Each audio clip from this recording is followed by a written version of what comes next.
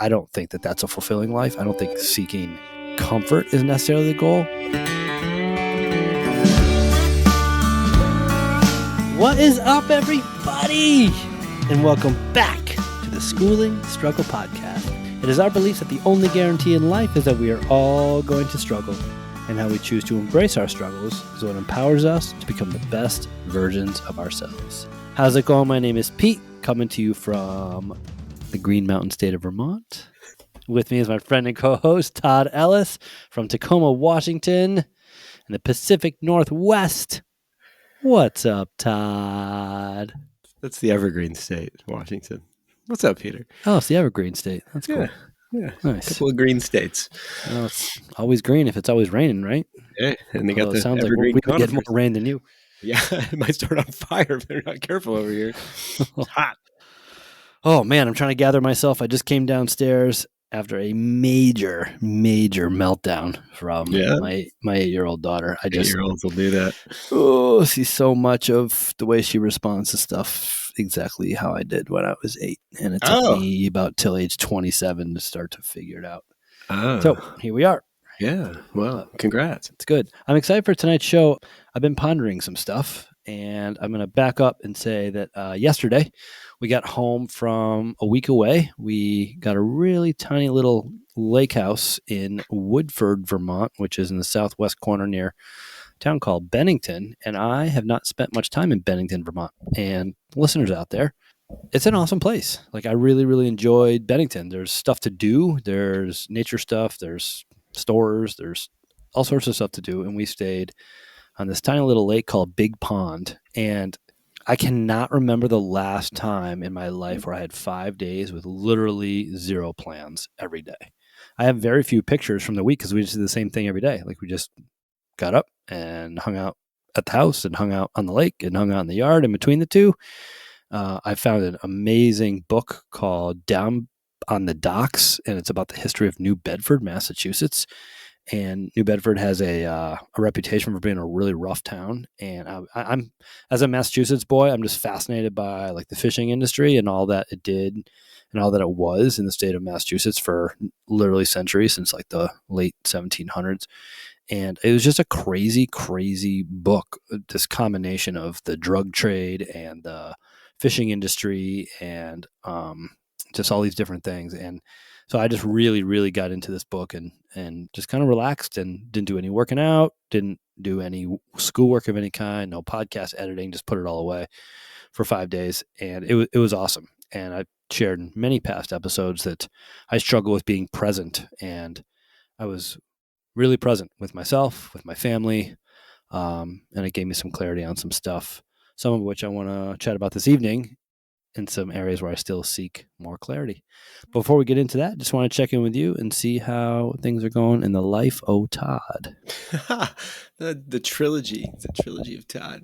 Things are going good. Looks like I was just nerding out on Bennington, which is the first city in Vermont, the first town in Vermont. Isn't that weird?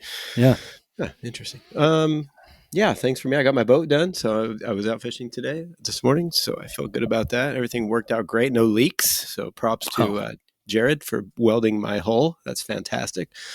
Got some exciting things going on in my family. Today's Quentin's, my oldest son's 25th birthday, so that makes me feel old. Other than that, just living the dream. Just living the dream. What do you have for a boat, and what type of water do you put it in? Well, I have it's called a Harborcraft. It's 18-foot aluminum boat, and I put it primarily in freshwater. So I do a lot of lake fishing for kokanee and trout. Lakes? Yep, just lakes. Yeah. Mm-hmm. Yeah. Sometimes I go in the sound, catch salmon, things like that. But it's awesome. Yeah, it's pretty cool. Yeah, earlier today, Todd sent me a picture of his view from his boat, and it was just lake water, and then off in the distance, is that Mount Baker? No, that's Mount Rainier. Mount Rainier. That was covered in snow. Yeah, really cool. On my drive back yesterday, I started thinking about kind of all the things that I'd escaped from for a week. And I think living a life of privilege, I just kind of have an embarrassment of riches. And I have so many really, really cool things going on in my life. And navigating them and managing them and kind of keeping all the balls in the air, so to speak, is a challenge. And it's really interesting, I think. What an oxymoron when you have so many cool things that you want to do that it stresses you out trying to figure out a way to do them all, right? Like, how blessed of a life is that? But it does get to me trying to figure out how I can manage family life and home ownership and fitness and a career and classes that I'm taking and this podcast and my relationships with, the important people in my life, and have some other projects in the works. And I know that you are very similar, and that's why I asked you to join me on this podcast journey. So 2 episodes ago, we did that 10 by 2, and one of the questions was a book that's influenced you in some way. And I failed to mention a really cool book that I keep in my house, and I read through a couple pages a day every now and again. And when I get to the end of it, I just kind of start over again. It's called Tribe of Mentors by Timothy Ferriss. Essentially, what he does in writing this book is he searches out and seeks out people that are kind of like leaders in their field, of all fields: science, art, entertainment, athletics, intellect. I mean, so many different people are interviewed in this book, hundreds. And he asks the same 11 questions to all these different people. And there's a lot of wisdom in here packed into this book that I really enjoy reading. And a couple of things have hit me recently as I'm thinking about kind of coming back to my reality after a week away on the lake.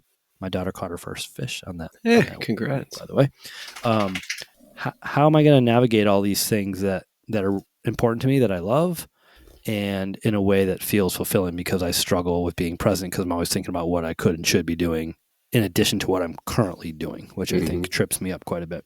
So I found this quote by Steve Jobs, the co-founder and former CEO of Apple, and he says this: "People think focus means saying yes to the thing you've got to focus on, but that's not what it means at all. It means saying no to the 100 other good ideas and things that you want to do that are available. You have to pick carefully. I'm actually as proud of the things we haven't done at Apple as the things that we have done well. Innovation is saying no to 1,000 things."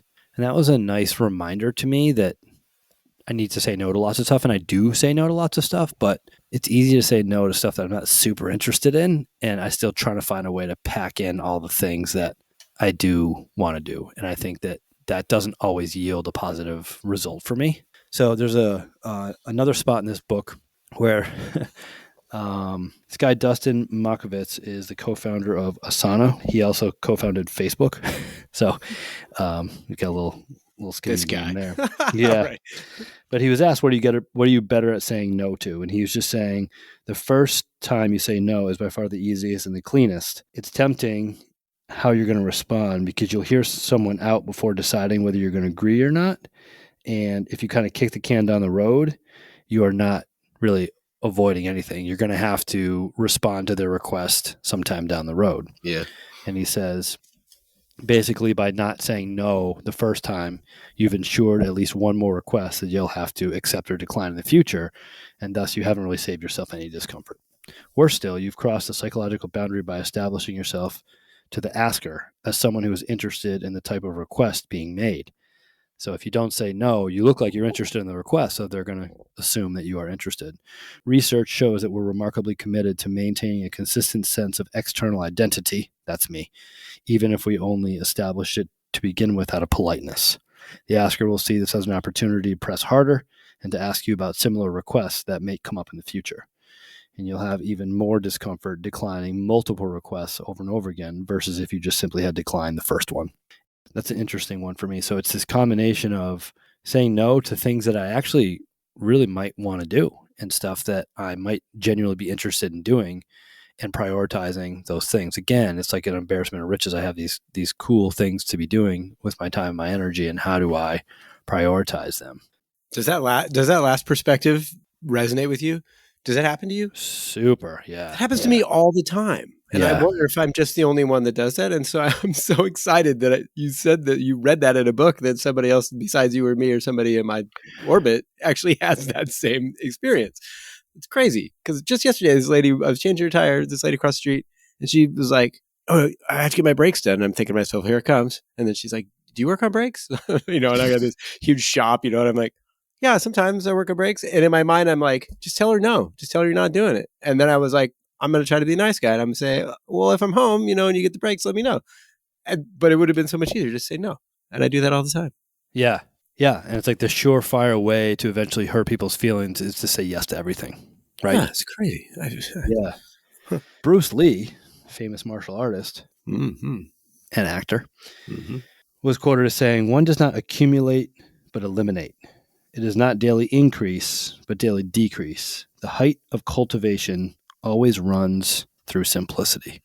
I think having the courage to say no early on really simplifies and makes things easier for us.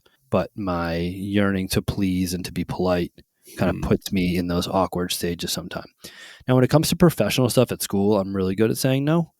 And quite frankly, I'm not interested in a lot of those things that I'm offered to committees and stuff like that anyway. I also recognize that those things, those positions and those roles need to be filled for the ship to sail, but I'm just picking and choosing how I help the ship sail. So all this to lead up to this next thing that I'm going to share. All this is all from the same book. This guy Terry Laughlin, he founded this program called Total Immersion. It's basically a really innovative method to teaching people how to swim very efficiently. Oh, interesting. And yeah, he kind of broke down the scale and he went on to coach, and he was a very, very successful coach. And then he created basically this initiative that was total immersion, the revolutionary way to swim better, faster, and easier. He was talking about mastery. And this is kind of where I want to take the conversation this evening and pick your brain about it. And he talks about his 5 steps to mastery, right? So I have all these things in my life that I want to be doing, and I would love to master them. Like, I'd love for this podcast to really, really enhance the lives of our listeners. And from a very egotistical standpoint, I'd love to be incredibly fit. And I also want to enhance people's lives through my career as a teacher, both through colleagues and through the families and the students with whom I work. I definitely want to master the unmasterable marriage and parenthood Yeah, roles, you right? keep wanting on that one. That ain't gonna happen. Right. I want to learn all these new skills as a homeowner. To, like, tomorrow, my friend's coming over to help me rip the peak off my house and re-insulate, because the people who put the roof in didn't insulate the peak well. So, like, all these different things that I want to, like, master, but maybe I just need to eliminate more in order to master them. And Ben Bergeron is famous for saying something. Don't quote this verbatim, but it's something along the lines of, "You can be excellent, and excellence is defined as one of the elite, best in the world. If you're willing to make that one thing your everything. So you have to live a life of imbalance, and you have to go all in on that one thing. You can be very, very high performing at 2 things, and you can do 3 things really, really, really well. But once you start to take on more than 3 major pieces, it's really difficult to be elite or world class at any of In those." multiple, yeah, at once. Yeah. So it's Yeah. like, here I am sitting here talking to you, like, all right, which of these things? And I think, like, my big categories, like I listed a couple minutes ago, is family, fitness, the podcast, home ownership, and career. Like, those are kind of like my big ones. And then at some point, like, you gotta have fun too. So this guy Terry Laughlin says, to gain mastery, these are the 5 steps. Choose a worthy and meaningful challenge. Seek a master teacher to help you establish the right path and to prioritize. Number 3 is practice diligently, always striving to hone key skills and to progress incrementally toward new levels of competence. Number 4, love the plateau, embrace it. All worthwhile progress occurs through the brief, thrilling leaps forward, followed by long stretches during which you feel you're going nowhere. Though it seems as if you're making no progress, we are turning new behaviors into habits. Learning continues at the cellular level. If you follow good practice principles, you'll break through the plateau. And then number 5, mastery is a journey, not a destination. True masters never believe that they have attained mastery. There is always more to be learned and greater skill to be developed.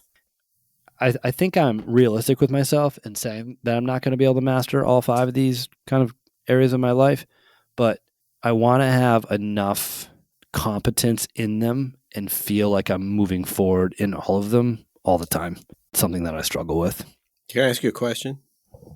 That's why I'm here, baby. What's the difference between competence and mastery in your mind in relation to those 5 things that you hope to master? Or do you hope to master them? Or do you just want to be competent at 5 things? I would have a hard time articulating super clearly, like a continuum that has categories, so to speak. But I taught snowboarding for 12 years, and that's where kind of my mind goes when you ask that question, is what is it? The conscious competence and the unconscious competence. Are you familiar with that? No, I don't think so. So you can be like consciously competent and then unconsciously competent. So like you're focused on something and you can do it, but then you get so good at it that you can do it without focusing. Oh, You know, okay. like Yeah. I could snowboard down a double diamond and my mind could be thinking about my plans for that evening because I'm not saying me personally, Yeah. I'm just giving an example. Because my snowboard skills are that Because you're solid. familiar enough with it. Yeah. Right. Yeah. So it's like I'm competent if I'm focused on it and I can achieve it, but I'm masterful. Yeah, I don't know. It's Yeah. interesting because like when you started this conversation, you said I'm trying to master what can never be mastered with parenting and marriage, I suppose. But what is it that you hope to? Is there a marker of achievement that like, oh, like I'm so good at that, like I'm a great parent, or like, you know what I mean? Like, why does it matter to you? We've touched on this before. Yeah. So I think my answer to that is no. I don't think I know my answer to that is I'm just reluctant to share it in a public platform. Uh huh. It's I don't want to be stressed out by the thing. Like if I feel like I'm moving forward with it and it doesn't stress me out in any way, that's what I want. Huh. So I don't even know if that's mastery as if I want just more of a simple life. And that's what kind of led me to these saying no to a bunch of these things, you know, but So I what's don't left think, is those 5 things that you find are the most important to you, and those are the areas you wish you. Those are the areas you hope to make stress free. Is that more along the lines of? yeah. And also when I say family, I'm referring to like all of my immediate and extended family, and then all my Sure, friendships, like my sure, relationships, yeah, okay. my relationships. Yeah. So like, I'm, you know, let's be real. Like parenting is a stressful thing. I just It's came always down going to be from a stressful. major meltdown, you Yeah. know, and that's a Uh, sign that you care. But like, I don't know. Like I have a friend who built his own house from with his hands. Right. mm-hmm. We're gonna have him on the podcast at some point, and if something goes wrong with his house, like he doesn't worry about it because he knows how to fix it. Whereas if Mm-hmm. something goes wrong, like with my water pump or my well or my heating system, I have no clue. I'm completely at the mercy of somebody else. And that makes you uncomfortable. Yeah. Oh, And with my fitness, when I have a nagging injury or something's wrong, that stresses me out. I see. And it's like, it's interesting that you say that because I truly don't believe that we as humans should be idolizing comfort. I don't think that's the goal in life. Like I think we live in a culture that really, you know, prioritizes, oh, work hard, save for retirement, then you can just hang out and chill Cruise. out for the last, yeah, you can cruise, or we have air conditioning and heat. So our house is always at 72 and everything's so convenient and getting more convenient by the day with technology and these things. And the goal is to make our lives more efficient and easier. But I don't think that that's a fulfilling life. I don't think seeking comfort is necessarily the goal. So, But if you break that down a little, isn't that kind of akin to what you're saying? Like take the heating and the air conditioning, right? Like I've mastered those two things. Like I don't have to start a fire every day. I can turn on the switch on my wall, and I've invested enough into my knowledge to know that that thing has been mastered. So now I can perhaps shift my focus to something that I find more interesting.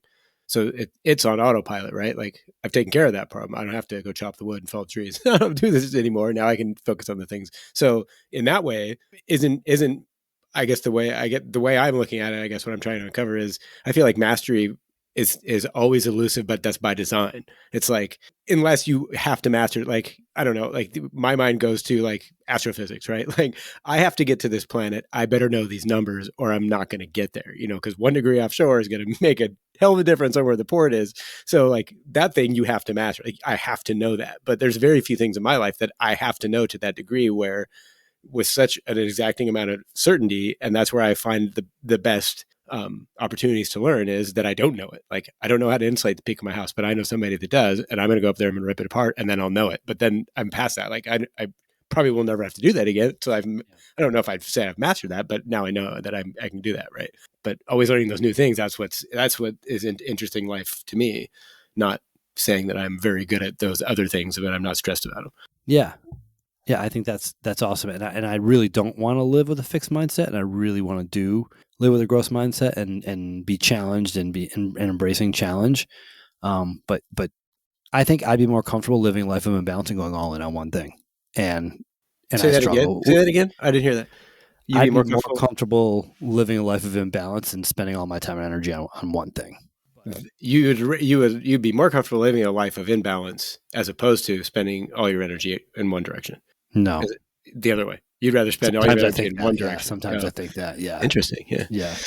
Yeah. It's funny that this is the difference between you and I. When we talk about mastery, you go to astrophysics and I go to snowboarding. Right. I mean, there's physics involved. But yeah. So I don't know if I'm just kind of like sound like I'm spinning in circles tonight, because I think that I am. But it's like I know that mastery is never going to be mastered, and I'm cool with that. But I think in trying to like pare down where I want to spend my attention and my energy, like learning to say no to things. Yeah. And then part of what I want to share tonight, and I think that maybe the listeners could take away from, is number one, choose a worthy and meaningful challenge. And I think, at least I'm going to speak on behalf of my students, I think a lot of them are stuck doing things that, at least in my mind, from a very maybe judgmental standpoint, that but they've shared with me too in many conversations that the way they're spending their time is not worthy and is not meaningful, just mindlessly scrolling on social media or trying to impress other people with a popularity machine, or working super hard at a side job and then just blowing all the money on silly things. Like, I've had real honest conversations with students in that way. So I think that's step number one. And those 5 things that I listed to you, I believe in my life are worthy and meaningful. And I definitely have sought out people that can teach me. You're absolutely one of those people in my life. People that can help me establish the right path and the priorities.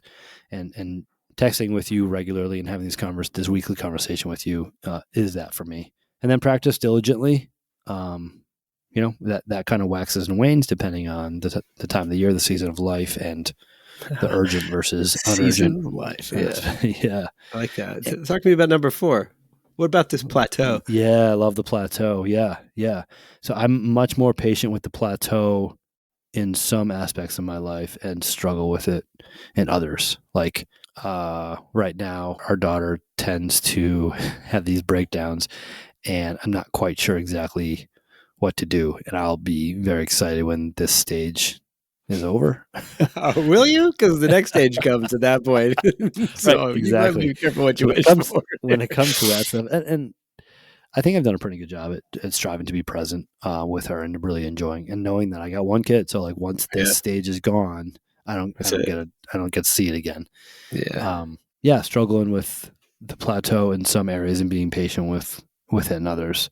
And then, just knowing that mastery is the journey and not the destination. But I don't know. I think you hear that all the time. And what does that actually mean is tricky for me, for sure. Yeah. That's one of those, I think, that you don't, like you said, it's easy to, like when you hear it, you're like, oh yeah, that makes total sense. But then when you have to try to like embody that, I think it becomes way more different because you're tied up in the, getting to the destination as opposed to, oh, I'm just supposed to be enjoying the journey. It's like, right, okay, sure, but the journey's not going to get me anything. So what's the point, right?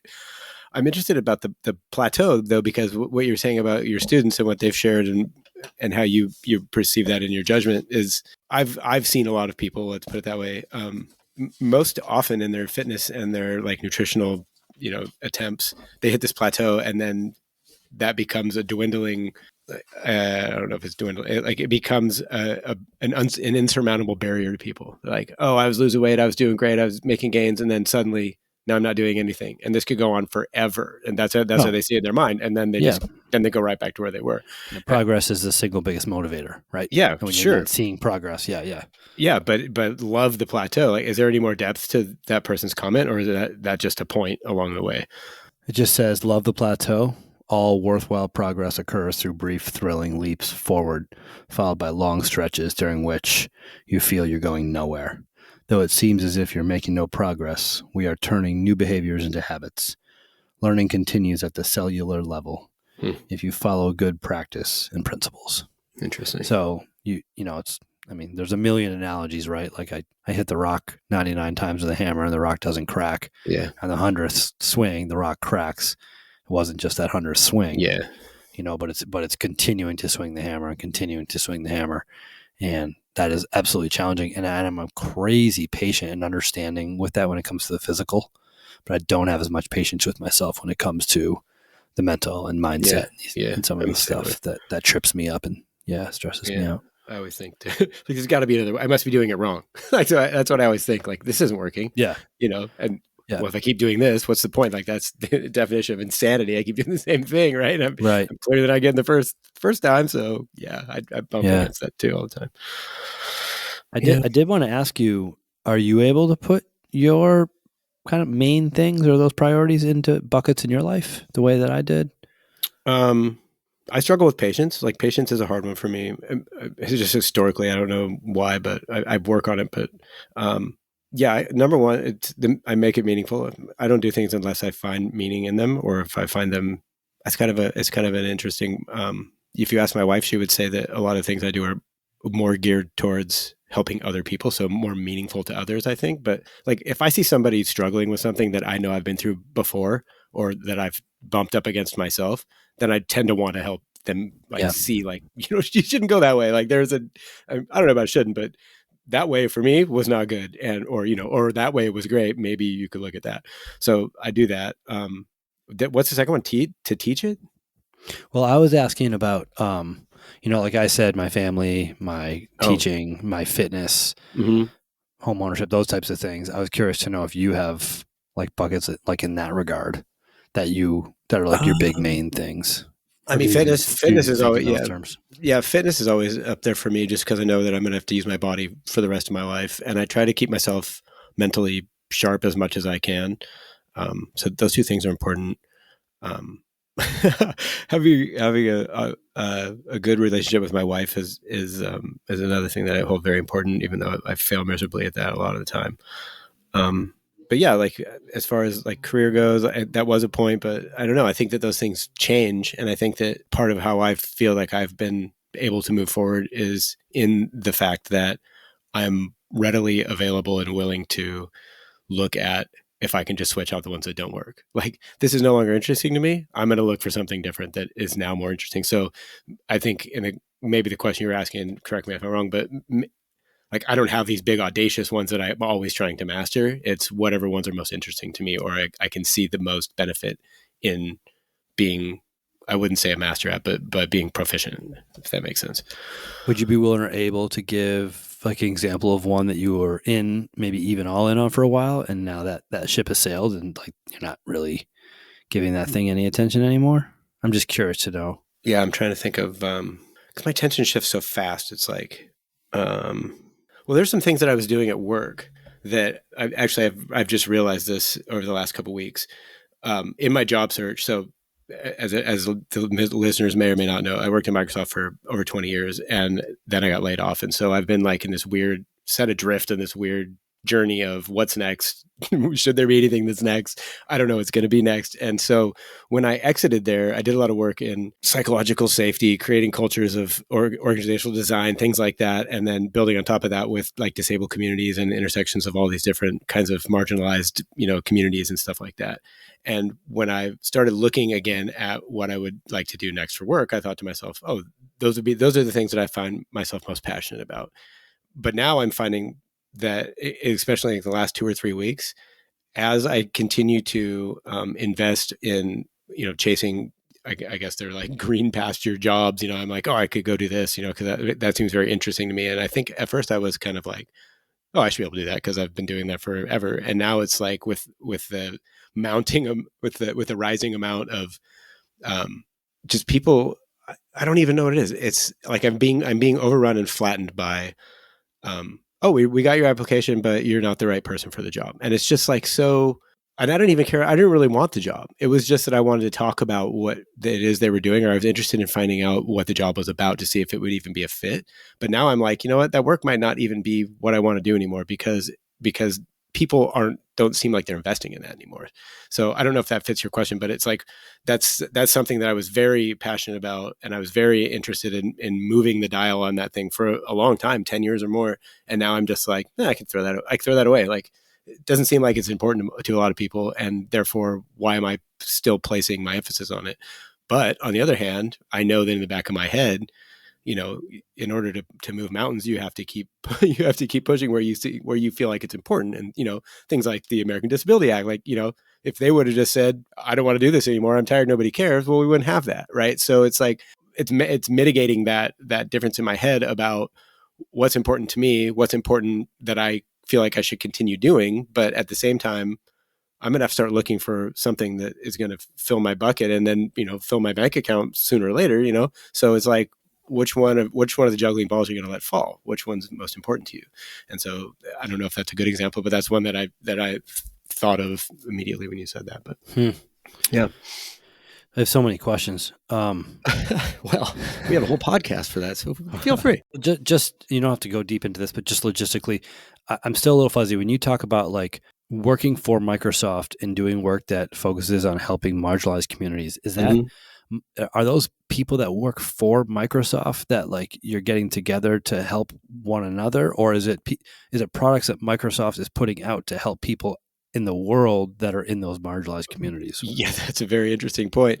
It's it should be both, right? Microsoft's mission statement is to empower every person on the planet to achieve more, something along those lines. I might have a couple words off. So the work that I was doing there started in-house. Like, we intended to build a culture internally that was based on the growth mindset that was vastly different than what we had there to begin with, where it was just throw your buddies under the bus. Whoever gets the most work done is going to get the biggest cash payout.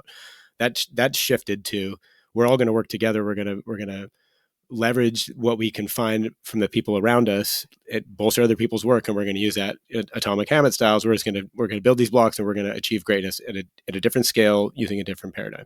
So we did that, and we built this culture around that. And then I started involving myself with like the disability work, the employee resource groups, things like that. So it was internal where it was born.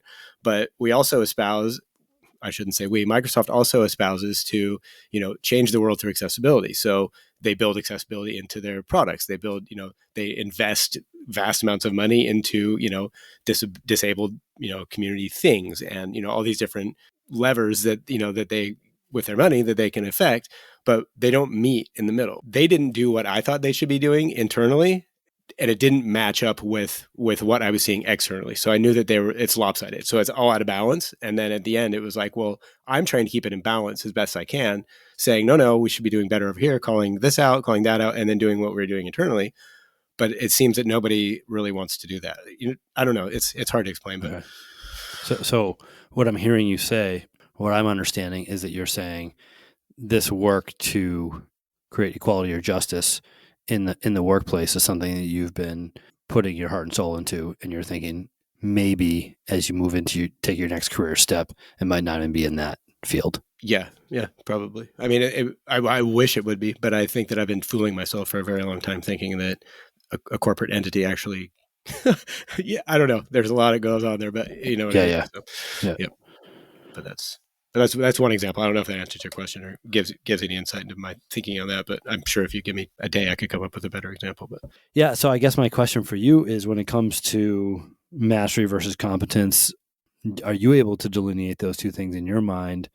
And double question here, are there areas in your life where you feel you want to achieve mastery, or is it just, I'm not even going to worry about that, I'm just learning and going, and whatever happens happens? The latter. I don't need to be a master. I don't think I could ever achieve mastery at any thing long enough, just based on my interest and the short attention span therehave. The changing winds. Yeah, pretty much. But I do enjoy being competent at things. So like, I have a million different things that I do, a million different hobbies. And I feel like, if somebody needs something done, brakes, or, would you, change my transmission? No problem. Like, I'm pretty confident at that. Right. But I don't know if my hang up is, I don't know if the things that I have built competency around are going to be of utility for a longer duration. Right. So, I mean, somebody's always going to need their car fixed. That's one thing. But like, does it really matter that I know how to install a sprinkler system? Because how many times are you going to do that?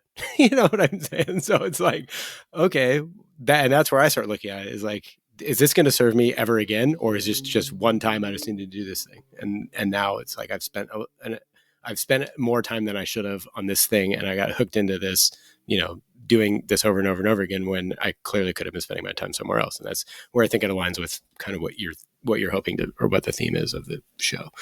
Yeah, I mean, I don't even know if this is in line with the theme of the show, but I was at the Ford dealership. My truck was getting a little bit of work the other day, and in walks one of my colleagues, an awesome dude, and we just started chatting.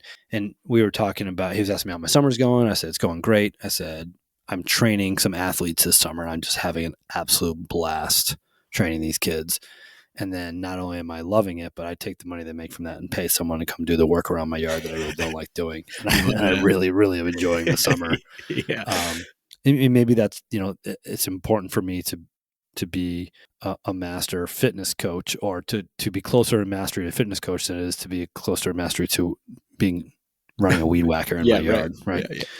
And I was just talking about time, and I was saying, for every hour that I train, I can pay someone to do 2 hours of yard work. And he was just saying, in New England, it's really interesting. This is just his paradigm, that he said, just because we know how to do it all, does that mean we should do it all? I see you this way a little bit, Todd, but he's like, you take these old New Englanders and they know how to do everything. He's like, they know how to fix the lawnmower. They know how to, vinyl the house. They know how to do all these things. And he's like, but just because I know how to do all these things, is it the best use of my time to be doing them? Yeah. Or should I focus my time and attention on one or two things, create mastery in those? And he was talking about building wealth.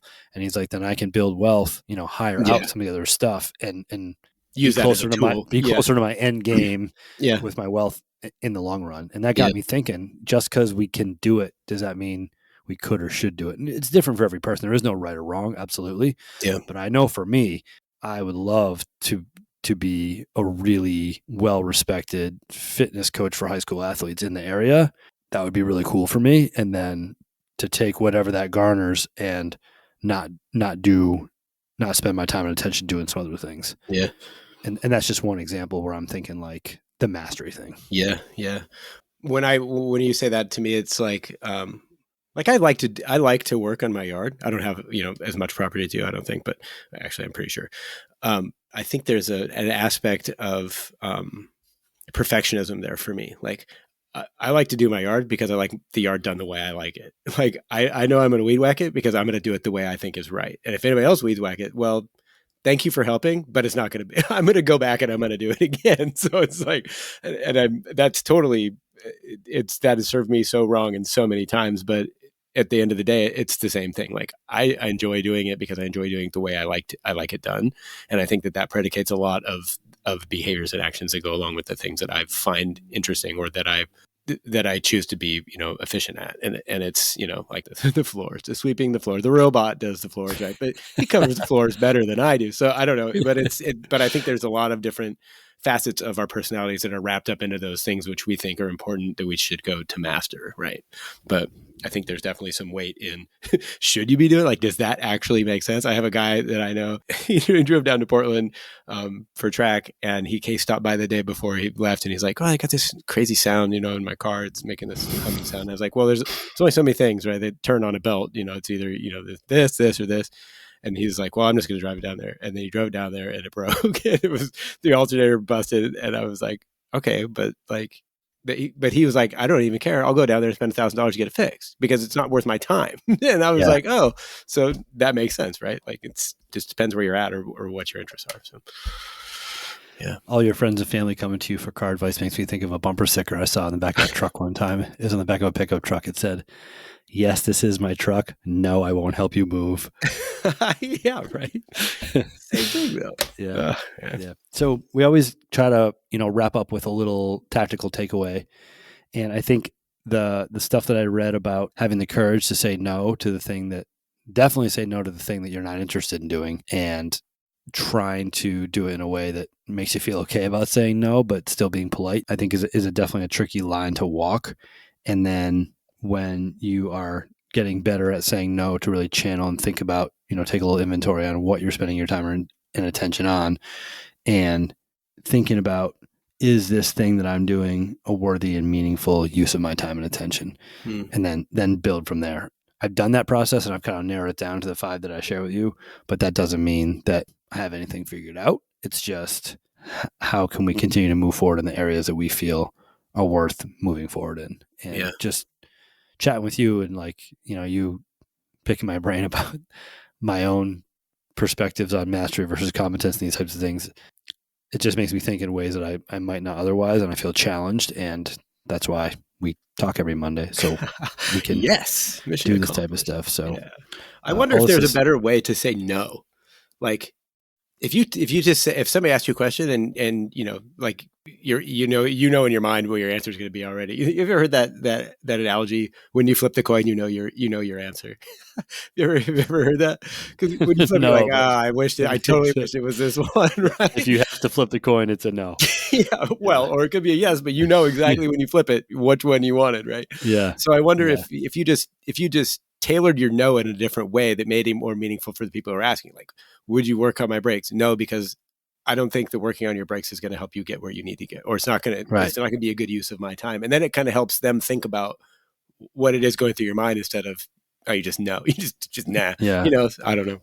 Yeah, for me, it's saying no to stuff that I really want to do, and that was kind of what I thought where this episode was going to go. Is just like, how can we prioritize and say no to things we want to do, but Oh, that's really difficult. So like, I have awesome people in my life, and they'll be like, "Hey, we'd love to have you and Jen over for dinner," and it's like, I really feel bad about this, but truly, like the next 30 days is scheduled out for us. yeah. And do we want to schedule out the next 6 months? Like, Yeah. I'd love to come over for dinner, but if we said yes to every one of those, Yeah. Right. that would create some, kind of different level of stress. So yeah. Sorry, I didn't see that. We went into the no side of no instead of the yes side of no. you've never asked me over for dinner, so It's a whole other show. So, Hey, Peter, you want to come over to dinner? It's a long ways away. I was thinking how grateful I am for you. If you start biking Today now, when I you was can using make using my Vitamix, I was like, oh, for listeners out there, Todd sent me a Vitamix, and all it needed was a new blade, and I bought a new blade, and I have a Vitamix, and it's changed my life. It's amazing. What's your favorite thing with a Vitamix so far? Just for the people out there, Vitamix is the Cadillac of blenders. It's a really expensive blender that I wouldn't spend all the money on to get a new one, but I've always wanted one. I just make a smoothie after my morning workout. I drink it while I coach my students or my athletes, and they're like, "Yo, Mr. D, what's in that?" And it takes me like 5 minutes to list everything that's in there. It's just because all it looks like is a smoothie. Yeah, I think it's amazing. It will just pulverize anything. Yeah. So here's the takeaway for all you listeners out there: if you don't have the money to buy a Vitamix, find someone that has an old one that will send you theirs, and you can just replace the blade for $29. But they have to say yes to that. I was feeling a little guilty. I was sitting there running the Vitamix like, man, I have Todd's old Vitamix. He paid to ship it to me, and now he doesn't have a job. Here I am with a job using his Vitamix. Nope, because it's the best Vitamix ever. That thing's a workhorse. I love Mondays. Yeah. They're fantastic. More often than not, it just boils down to awareness. And I think that a recurring theme is like you have to be aware of what you want to do and then be willing to weigh that with what you're being asked to do and then make a decision. And hopefully that decision falls in line with all those other points, right? Like, yeah, I don't know. Yeah. It's hard to manage the ego part, right? Like I don't want to hurt people's feelings and I don't want to just seem like I'm shutting people down all the time, but I also want to accomplish the things that I've set for myself. And if I give all of my time and energy to everybody else, then in the end, what am I going to feel like? Yeah. But on the flip side, some of the stuff that I invest my time in is ego. Like I'm fit enough to be functional, but like I want to be, one of the top 5% in the world. So like that's something I'm choosing to put my time and attention into. And that's ego in a different way. Yeah, but I mean, sure. I mean, you can peel the onion any way you want, but I think at the end of the day, the underlying intent there is I just want to be healthy. I want to be able to live longer. It's not that I have to be the most fit, right? Like, because I mean, at some point you're not going to be able to do that, right? I beat myself to the ground trying to compete and that has the opposite effect, so in thinking about our last episode, John C., I think your takeaway at the end of that episode was again, awareness. So it's like this theme that's popping up about awareness. And I think that's really good to be aware of. Yeah, it's all about presence and awareness for me. Awareness, intention, action. Yep. It all starts with awareness. There it is. Cool. To all the listeners out there, just a kind reminder, schoolingstruggle@gmail.com. Oh, yeah. Please send us any feedback, ideas, thoughts, perspectives you might want to share with us. We'd love to hear your thoughts and insights. We so very much appreciate your ears. We thank you for your time. We are incredibly grateful for your attention. On behalf of my friend and co-host, Todd, we are the School and Struggle Podcast. We are out. See ya.